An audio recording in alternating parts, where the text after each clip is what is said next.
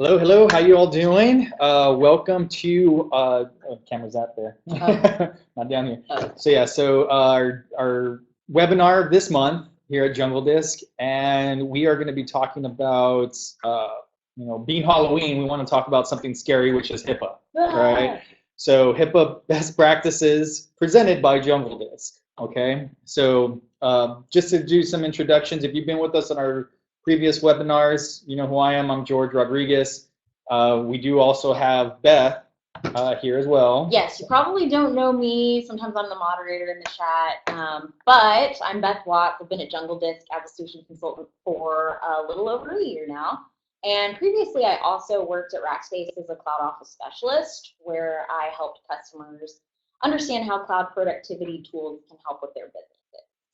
Yeah, so Beth has joined me today to specifically talk about our HIPAA best practices, because being a solution engineer, I'm more on the technical aspect, so I can help solve any issues and related to the products that we offer. But when it comes to HIPAA, I probably won't be the best expert at it. I do know some stuff, but Beth here interacts with a lot of our customers and deals more with that. So I invited her to help me out on this webinar. So we'll definitely, there's a chat window if you have any questions as we're going through this presentation. Also, this is going to be posted on YouTube with some resources.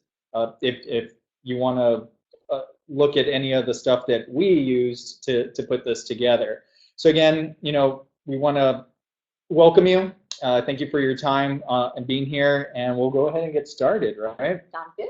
So I guess the first thing is pretty much, this is what is HIPAA, right? Or will Jungle Disc make us HIPAA compliant? And to be brutally honest, not exactly. But there are things that we're going to talk about in this in the next 30-45 minutes on how Jungle Disc can help with sections of being HIPAA compliant, right? So there's things that we can incorporate, there's services that we offer that can help incorporate into your businesses to where it'll help meet that requirement, right? Exactly. So we'll definitely tackle what we can do, but to kind of get a better feel of what that even entails, let's talk a little bit about what is HIPAA compliant. So I know that there's a lot of people that maybe don't even know what it is. Maybe you're in the field and you're told. So yeah, I think most of us have at one point or another at least Googled HIPAA. And if you haven't, here's an official definition of HIPAA. And it does stand for the Health Insurance Portability and Accountability Act of 1996. It's a piece of legislation, essentially, that provides data privacy and security provisions for safeguarding medical information. I think it's really interesting that the I refers to insurance, because I've been in a lot of presentations and conversations regarding HIPAA where the I is just kind of presumed that it stands for information. So a lot of people are surprised that the origins of HIPAA are, in fact, in health insurance. Yeah, okay, cool. So that's the definition for it. So going on to some objectives. Exactly. Of what HIPAA is. So along those lines, like historically, if you're looking at HIPAA, people don't realize it, but the original goal was to protect people from losing their health insurance if they switched jobs or had a pre-existing health condition. So if you go in and you read the acts, there are actually 5 of them. And so Title I deals with healthcare access, portability, and renewability.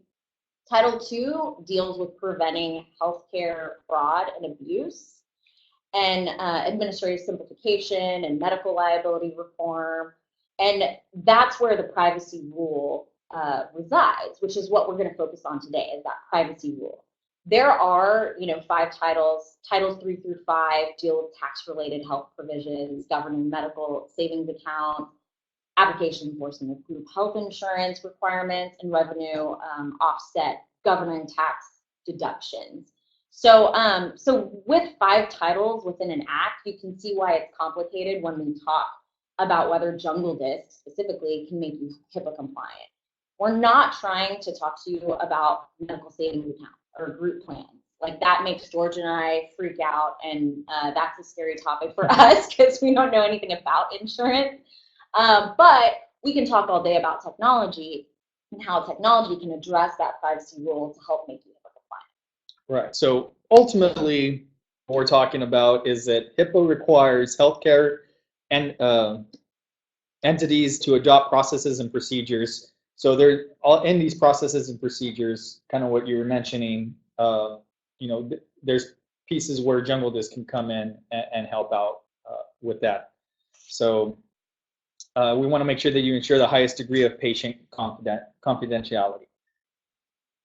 So for personal health information, PHI, I've heard that term before. So why don't you tell me a little bit about that? So PHI, we're going to say that throughout this webinar. And PHI, what it officially refers to is personal health information. I think we all can acknowledge that any written document or data in computer software, hardware falls into that category. But we also need to be sure we include verbal conversations or communication. People don't realize that that also falls into PHI when you're having conversations with your colleagues. And all of them require security and confidentiality measures that need to be implemented. So it includes just about anything that identifies a person. Think of it as anything that can be stolen, anything identifiable. True. It can seem like every day, like when you look at the news, like every time I pull up, I look at Yahoo, which is ridiculous. Sometimes some people think it's ridiculous, but I look at Yahoo and I feel like every single day on CNN or whatever news outlet you pull up, there's some kind of data breach. Equifax has been in the news lately. And so there are more and more cyber criminals that are going after not just huge enterprises, but small to medium businesses, because small to medium businesses don't have the type of revenue that can sustain like super high security cyber measures to keep their data safe. And it tends not to be a priority because if, for example, you're in the medical profession, you rely on technology to do your job, but it's not the focus. The focus of your job is your expertise and providing that expertise to your clientele. And so, so this is why we want to help you all with this webinar. But going back to PHI, we're talking about personally identifiable information that you're going to have on with your clientele. Gotcha. So the nitty gritty of it essentially is you want to make sure that you're protected and that all your employees know how to handle these things to ensure that you and your organization is protected. And in doing so, there are times where you can disclose information, right? So the bottom line is don't disclose any information is what we're trying to say. Yes. When it comes to HIPAA and PHI, but as you can see here on this slide, there are 3 instances on when it'd be deemed worthy enough to disclose this PHI information. So first one would be individuals that have been authorized by the patient themselves for treatment, payment, or general healthcare operations, and if the individual has the opportunity to agree or object to disclose, for example, when a patient brings another patient into the exam room.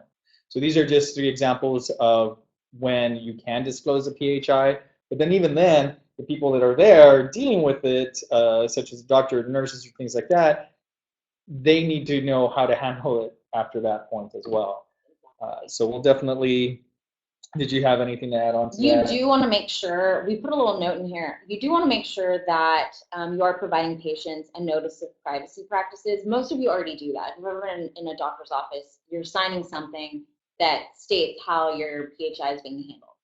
If you don't already have that as a measure, we provided a link, and I have at the end of this presentation a link that you can go to find templates of what that should look like, and just to kind of compare and contrast what yours looks like and make sure you're abiding by HIPAA compliance requirements. But we do have some references for you in the event you just want to see how yours compares, and just to make sure that everything that needs to be on there for your patients to know what you're doing with their PHI and under what circumstances you would disclose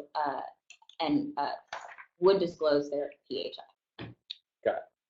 Excellent. And again, after this, we're going to put this on YouTube and have all the links in the comments as well for you guys. So when disclosing PHI, all right, you must use the minimum necessary information to accomplish the purpose of the disclosure or request, right? you don't need a person's entire medical file to accomplish every medical task as well. So practices must identify each employee who needs access to PHI to carry out their job. PHI should be limited to the need-to-know basis, and for non-employees, you must limit the amount of PHI of what is needed to accomplish the work. So for non-employees, can you tell me more about that? Like, yeah, examples. For example, you've got folks that don't necessarily work with you, but you do work with them. Let's say lab technicians or people from a lab, and you're, sharing test results back and forth of subjects. And you all are pretty good about this. When I talk to folks in the healthcare industry, you've got this part down. You have some sort of procedure in place where you're not sharing the entire file of your patient with, the entities that you're doing business with to obtain test results, for example. You're all pretty, from what I can tell, there are some processes in place there, but the key is that, whenever you are dealing with a patient, that you're not, providing unnecessary information to anyone that you're working with or doing business with. If it's part of their scope, for example, if you're storing PHI at Jungle Disk, you're storing it in a disk that Jungle Disk cannot go into and look at your data. Your disk will be encrypted. We cannot go in on your behalf and look at your data. So we're never going to be able to see that. Your vendors shouldn't be able to see that and shouldn't be able to know the person's whole file from any PHI that you've shared by virtue of doing business with that vendor. So that's essentially what that means. Gotcha. Excellent. So here's where we get into the HIPAA security rule requirement. So you can think of the HIPAA security rule as this overarching umbrella. And there are three facets to that umbrella. There are administrative safeguards, there are physical safeguards, and there are technical safeguards. So these are all things that you need to have in place as a healthcare provider in order to ensure that the data that you're keeping under your supervision, I should say, when you're doing business, is these are all addressed. And you have processes that are dedicated to how you administer, how you handle that data, the physical things you're doing to keep that data physically safe, and then the technical ways that you're keeping things physically safe, which Jungle Disk that's really within our realm of helping you. And that's where we can, and again, we're going to touch base on how we can do that in a couple minutes, actually. Exactly. So some administrative safeguards require practices to create and maintain updated policies and procedures for employees to learn and follow how to maintain the security of PHI. So again, this is talking about the AUP, acceptable use policy, of when you guys can actually talk about PHI, things like that, right? Yes. Yeah, so administratively, the safeguards require practices to create and maintain updated policies and procedures for employees to learn, follow, and maintain the security of PHI. So you all typically will have an acceptable use policy that you provide your employees, and when you train your employees, you have them look at the acceptable use policy and hopefully sign something so that you have it documented that your employees understand what acceptable use of this PHI is. Because anyone who is handling PHI needs to have acknowledgement that they have received what the rules are and the guidelines are under HIPAA from you. Gotcha. Makes sense. And then speaking of talking about that, you want to, it's now that you're getting signatures and people understanding the acceptable use policies and things like that, you got to start talking about the sanction policies as far as what kind of discipline is in place, right? And that's probably not something that we, is an easy topic to talk about, but it is something that should be implemented, right? Yes, absolutely. I think this is really hard. This is one of those things that I see people aren't as good about in the healthcare industry. Not because people aren't professional, but mainly because small business owners, medium-sized business owners, they have, you may have some general guidelines, and you may be pretty good about letting people know how to handle information. But if you see a breach, or if you see somebody mishandled any of your PHI, and it happens in a second, but you're being pulled in a different direction, and you notice it, you make a mental note of it, and maybe you address it with that employee, but to really prevent it from happening again, you need that employee to know, A, they've been what the breach is. They need to know what the rule is in general. And then when they break a rule, what are the repercussions? What types of violations are going to lead towards, dismissal? Where they can't even be working for you because this is such a big breach. Versus, oops, I accidentally said a person's name out loud and it was too loud, or, whatever the case may be, you need to spell out to employees like what these breaches are and what the repercussions are. Not everything is going to be grounds for dismissal. People are human, right? And you've got to run a business. You can't, be firing people left and right, or you're going to be by yourself. But if you do have, violations, what are the repercussions? They need to be spelled out. People need to know, and you need to be prepared to carry them out. Yeah. And then speaking of the repercussions and things like that, just having policies in place to access policies in place, so who even has access to this information, right? So yeah, you definitely want to have those sanctions in place on what's going to happen, but who are the right people to even have that, and working, I used to work in the corporate industry where, my certain logins, it was such a massive corporation that they had Active Directories in place to where you could set up users and groups. So, when I joined the company, I was part of a certain group and I had access when I log into my computer in that network to certain files. And that was already automatic, but for the people that we're tailoring, the small, medium businesses, this isn't something that's easily implemented. It's not something that you may know how to do, right? And like Beth mentioned earlier, it's not even something that you should even worry about. We want you to focus on what you guys do best, but at the same time, you do need to know who has access to certain things. We've had not issues, but situations where we've had somebody call us for assistance, right? And they needed to get access to one of their online disks with Jungle Disk, where all the data was backed up, and they didn't have access to it. So it turned out it was the office admin, and the only person that had access to this disk was the actual, doctor themselves. So we had to get the doctor on the line in order to get that data, and we had a couple of times on that call where we had to interrupt the doctor's workflow just to give us access to these certain online disks, because there was a couple of them. So it maybe that was the situation that the office admin didn't need that, but we needed that doctor involved in it. So definitely have something in place as far as who has access to what, which workstations, health records, transactions, programs that you guys have access to, or even processes, like who's going to manage the process in your office. Exactly, right? And that all takes forethought, right? Yeah. Because you have to think about you have to put yourself in the shoes of each and all of your employees. What databases do they need access to? What what different policies do you have in place to ensure that you document all that access? And then you've got to make sure that somebody is kind of looking over all of that. And then we'll get into that actually in a little bit. And that's actually coming up real soon in a couple of slides. But yeah, to have that awareness training as well. This is another thing, since we're kind of on the topic. You want to make sure that there is a training that's going on.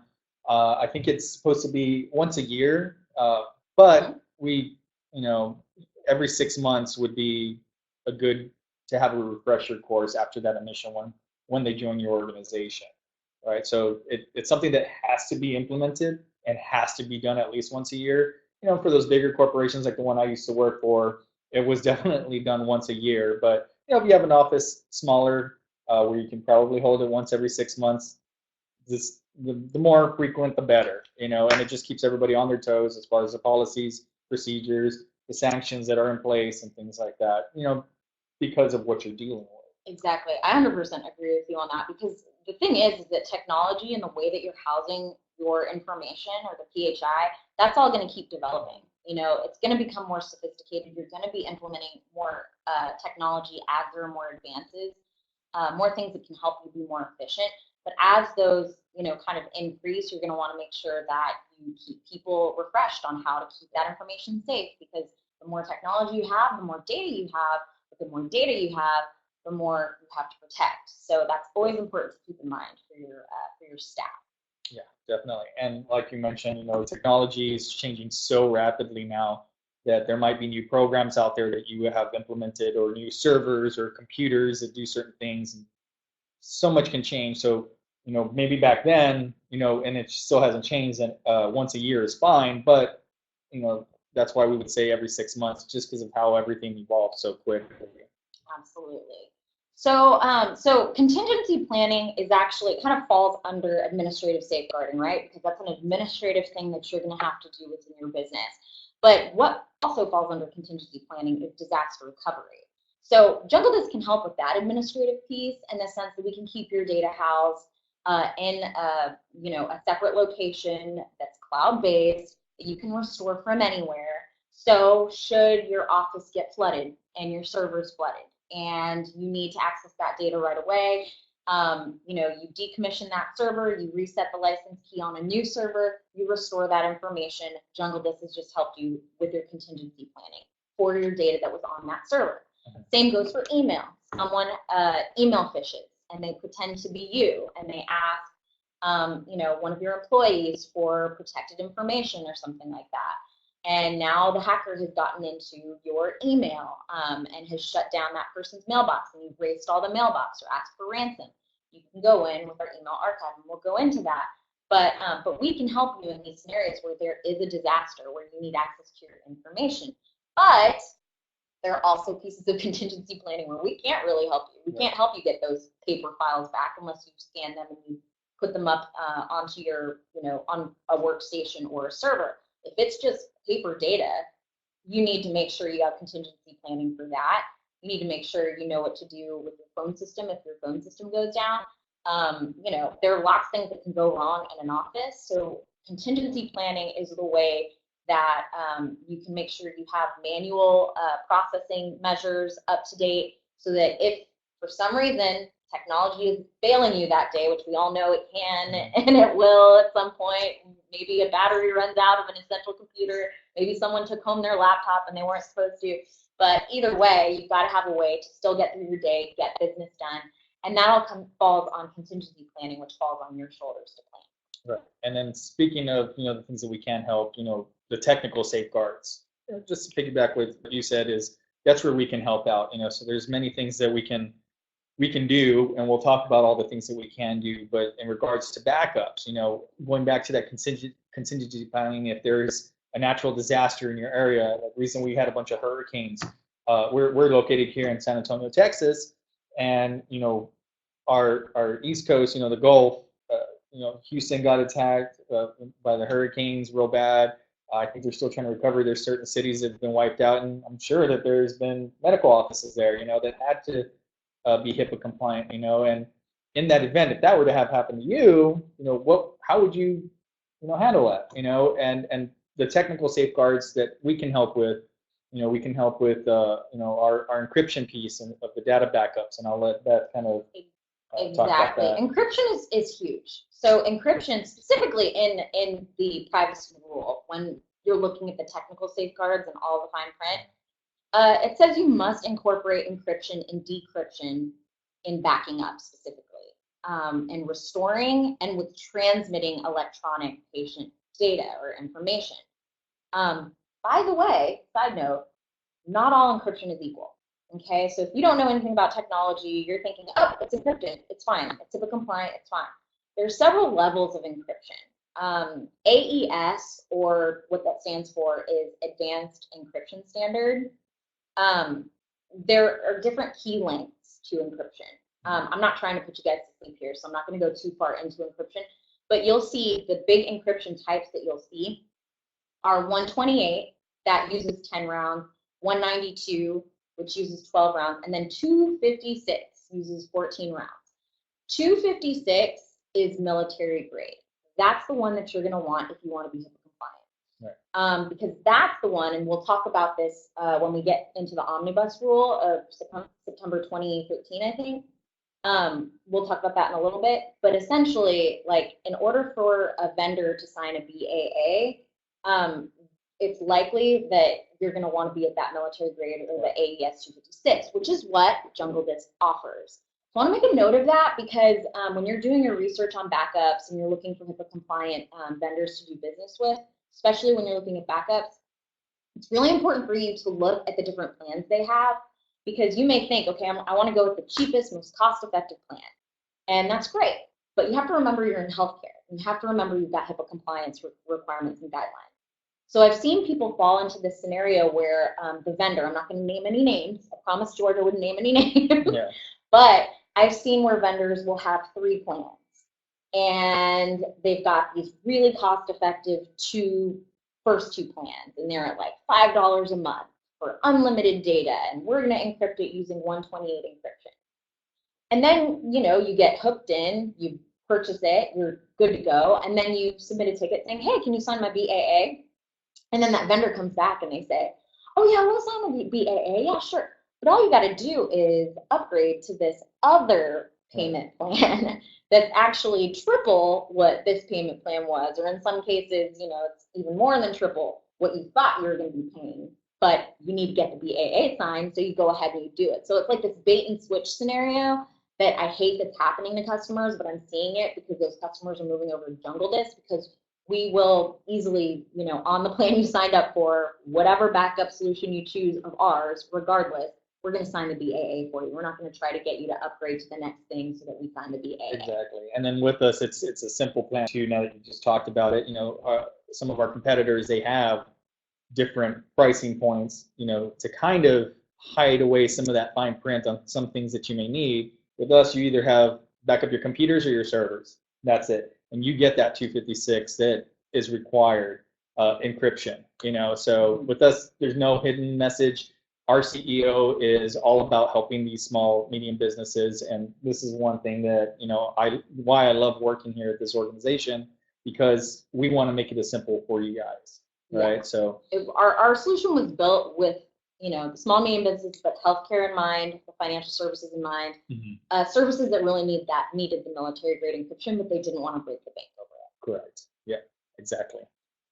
All right. So how can Jungle Disk help be compliant? So kind of just going back into it, we talked a lot about the encrypted backups. If you're a current customer of ours, great. If not, we can definitely have that conversation. We'll put our contact info at the end on how we can help you out. And again, workstations and servers, this is where we can help back up and have it encrypted.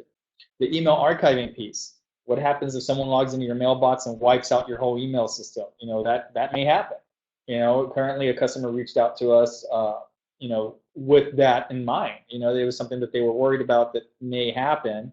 What happens if your mailbox just gets shut down? Or if you accidentally delete a user when you're trying to add someone else? All these things can happen. Or that user, that user. You know the user on your domain. It says, I swear I sent that email out. Yeah. I know I sent that email. Or I deleted it. I lost that message. I never got it. Yeah. You can go back and you can look in the email archive. You can look in the email archive. Restore it if you need to. Yes. And then you can even have users, in a good example, one of our customers that has the email archiving, they specifically wanted to get it because they had an issue with their users always saying that they deleted the email, so on and so forth. So it was very daunting for that person to go back into their system and restore it because he was the only admin. So with us, I won't go too deep into the archive, but there's things that you can do to where you give people access to their own archive, and that's it. And again, it uses that worm technology, which is write once, read many, which is typically needed to be HIPAA compliant as well, things like that.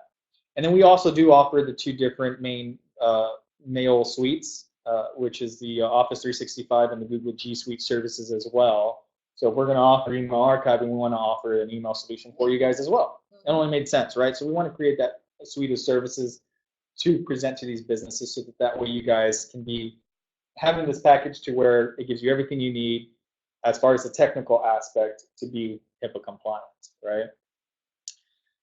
So next, the physical safeguards. So we threw in the physical safeguards only because we're not going to go too far into them because quite frankly, that's just not our area of expertise. We're not physical safeguard folks. But also this is an area where I think people shine. I think the medical industry shines in physical safeguards because you understand that you've got to have 2 locks guarding your file system, right? Like you've got to have the lock on the file cabinet. You've got to have the lock to the door, and most of you have an alarm system, and you have systems in place to physically guard your data. I would say the only addition to that is just make sure you have a copy of everything, possibly like online if you have the bandwidth to be able to do this. Scan everything that you can and kick it up to the cloud if you can. The reason behind that is because it's just so easily for things to get ruined. Yes. And we're just moving out of the realm of paper. And if you're old-fashioned and you really, really like that paper, or maybe you have to have it. Maybe there's some policy in place where you have to have it. That's totally fine. We would just say it's a good recommendation to also have some sort of copy that's not physical in the back so that you can restore it, you can print it whenever you need to, from wherever you need to, should there be some sort of natural disaster. Yeah, going back to that, just making sure that you're safeguarding in that aspect. And this is the fun one. Okay, so this is one where, like, when I was doing the research for this webinar, right, when George and I were both doing it, I would ask people who were asking about HIPAA compliance, because we get asked like every single day, many times a day, are you HIPAA compliant? And so I was kind of just gauging people were at as far as like how compliant they thought they were. And it's really interesting because people think really it just falls down on the technical safeguards and they forget, other things that they have to be doing. One of the things that is really important that you have, and almost no one that I talked to or polled said that they had, was a HIPAA security and HIPAA privacy officer. It doesn't have to be two different people in your office, but you do need to assign someone that role. It doesn't have to just be that person. You don't have to hire a new person to be in that role, but it is part of HIPAA law that you have someone that you can, if the HIPAA police come knocking on your door, you can say, it's this person's job in my office to take care of these things. And that person needs to be able to show all the documentation that you were following all of the practices listed in that privacy rule. Okay, this is really important because a lot of business owners make the mistake of just assigning that to themselves. And they say, I'll handle that. I'll do all the HIPAA related stuff. I'll do my research a day ahead. I'll go through everything. I'll take a week to really figure it out. And then I'll make sure I'm doing it. And then a year later, they look back and they're like, oh, I never really got around to doing any of that stuff that I thought I was going to do because I had a whirlwind of other tasks that I had to do to run my business. And so I would just say, find that person in your office that is a stickler for the rules. Find, if it's an HR person, if you have an HR person, if you're not big enough to have an HR person, perhaps your office manager, find the person that you can trust to really look at the rules, implement them, and who likes documenting things, because this is an officer that you're going to point to for help when, if you ever have an interaction with HIPAA. And is HIPAA actually enforced? It is. We've run into situations where we've had customers. It certainly that happens to, and they weren't ready for it. So then that's when they start reaching out to us. So that's the purpose of this webinar, was to kind of talk about everything that's HIPAA from what we found, to be HIPAA compliant and where we can help safeguard. A bulk of sorry to cut you off, but a bulk of our customers will come to us after they've been visited by the folks that are looking at their whole system, and they say, I didn't have it in place. What do you guys have? Help us out. So get ahead of this before they come knocking on your door, before there's an issue. Have someone in your office, look at this presentation, look at the HIPAA website, and I have those links at the end to share with you, and they can go from there and let that be their role or one of their many roles in your office. Right. And again, it's the person that will have all the policies and procedures on how things are handled, the PHI, possibly more than likely the person that's doing that training that you're supposed to have every year or 6 months. Documentation on the sanctions, if somebody violates HIPAA, a list of any violations that have occurred, and what the repercussions were. That's going to be all under that person. Right. And you kind of don't have to do it, right? You don't have to. Well, right? You could take your chances. You don't have to stop at a stop sign. Exactly. You don't have to follow the rule. You don't have to jaywalk. Right. Or you don't have to not jaywalk. But yeah, it's law. Like the HIPAA is law. It's not just a recommendation. This webinar is titled Best Practices. It's not just best practices.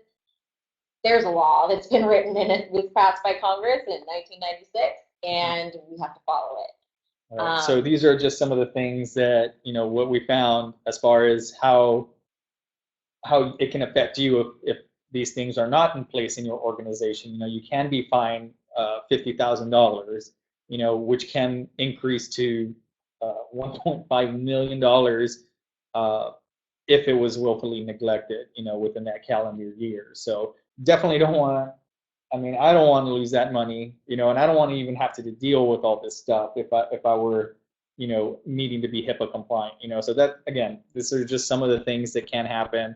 Civil and criminal penalties may apply depending on the offense. So it also depends on what it was. Going back to what Beth mentioned earlier in the webinar, not all things, there's depending on what it was, there's different sanctions in place on how it would be handled with you as well if you were breaking any of these things. So exactly, and I'm not sure. Like I say, the HIPAA police, right? But it's it's enforced by the Office of Civil Rights, and so you need to think about your patients, and this is where litigation, email archiving can come in to play here, because if you do have scenarios where patients bring you into court and you need to show a record, HIPAA law can be something that they can attack you on, that you were negligent with their PHI, and then you can show them these safeguards and point them to all the safeguards you have when managing any of their information, and again, document everything with all of your patients. But yeah, you're going to want to make sure that you have a way to show the court system that you were abiding by HIPAA and that you took all these things into consideration. But then you also use the technology that would be helpful in litigation, which would be like email archiving, where you can show a record with worm technology and show them these are the emails that we had. There's nothing that can be deleted from this record, and it holds up in the court of law, and you're able to thus hopefully win your case because you can show a record of what you did or you didn't do.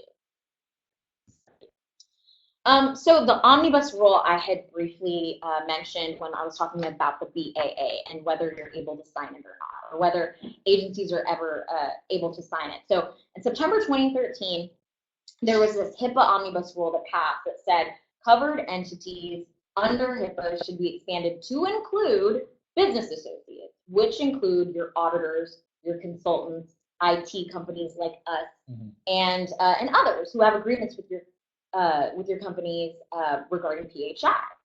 And so the reason I included that is to emphasize that if you don't know this, you need to be sure that any vendors that you work with that have access or deal with your patient's PHI, you must have them sign a BAA and keep that in your records so you can show that if anyone needs to see it. The Office of Civil Rights comes to your door, whoever. You need to have a record of all the BAAs with all your vendors, because that was an omnibus rule that was passed and it's being implemented now. And so make sure you know about it. You've probably heard about BAAs. You probably know that you need to get a vendor to sign it, but you've got to not just worry about Jungle Disc signing it. We can easily sign it, submit a ticket in your portal. We'll sign it. It'll be great. We have a 24-hour turnaround as long as you submit it on a weekday. But all your other vendors, you need to make sure if they're handling any kind of PHI, they sign that BAA for you because of this rule. Right. That's a good point. So just kind of like an overview on everything we talked about. You can't disclose PHI. There are those 3 different rules on when you can, but again, you want to have those policies and procedures in place. As far as when you disclose it, you must use the minimum necessary information to accomplish the purpose of the disclose and request. HIPAA security rule requires covered entities implement administrative, physical, technical safeguards, and we talked about those and where Jungle Disc can kind of help and implement that as well. What else do we have? Yes, Jungle Disc can help with the storage and transmission of the data, and designating a HIPAA security officer will help ensure the enforcement of all this in your organization. Exactly. If you forget everything else that we said today, these are the 5 things that we want to make sure that you gather from this webinar, because these are the, they're not just best practices, these are required by the law. So do you know, these are the big things when people refer to HIPAA Title II and the privacy rule. These 5 things are what you've got to check off, what you've got to write down and check off. Again, we're going to put this webinar up on YouTube, so you can always refer back to it for your notes and give it to whoever you're going to assign the privacy officer role to. But yeah, those are the big takeaways from this that we want to make sure that you know. Right. So when it comes to final recommendations, I'd say our final recommendations are to be sure you accomplish everything we talked about today and to take HIPAA law seriously. If you see suspicious activity, make sure you report it or you document it if you're the supervisor, and document everything. Like, I can't emphasize that enough. Document everything, back up everything, because at some point you're going to need it. I wish we could all be fortune tellers, and I wish we all knew what was going to happen to us in the next, the next day, week, month, years. Yeah. But we don't, and so we're going to want a paper trail.